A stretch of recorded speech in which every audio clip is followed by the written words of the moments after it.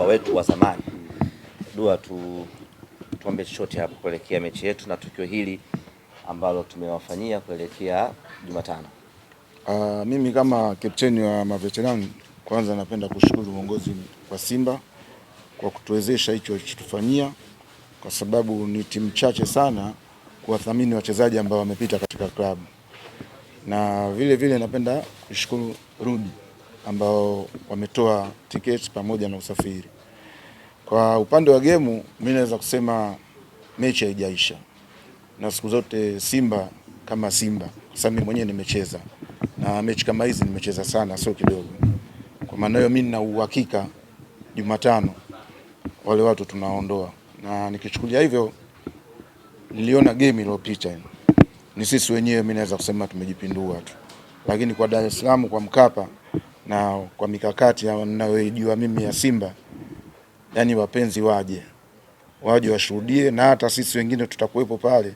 Nikimwambia mtu kama Shabalala anaelewa, Kapombe, ni watu ambao tushakuja sio mara moja kwa matukio kama haya. Kuna kipindi tushaitwa tukaongea na timu yote ya wachezaji. Kwa maana hiyo sisi tuko kwao na tuna wasupport kwa kile kitachotokea.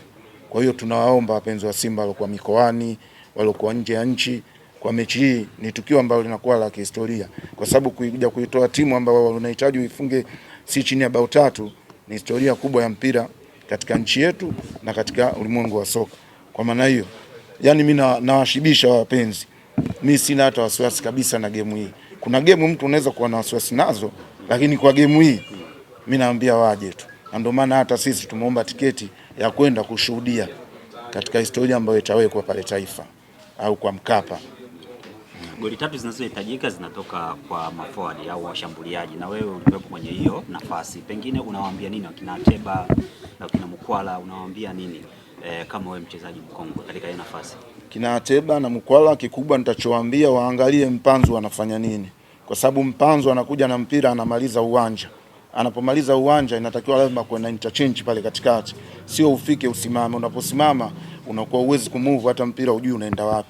Kwa maana hiyo wakishafika kwenye 18 na wakawa wanafanya moving, uhakika wa magoli ni mengi. Lakini katika kushambulia vile pawe na watu wengi, asiwe mtu mmoja au wawili. Wewe mwenyewe unaona magoli yanavyofungwa, na magoli mengi kawaida huwa yanatokea pembeni. Na tuna uwezo sisi watu wa pembeni ambao huku kuna Kibu, huku kuna Mpanzu. Kila mtu ana speed.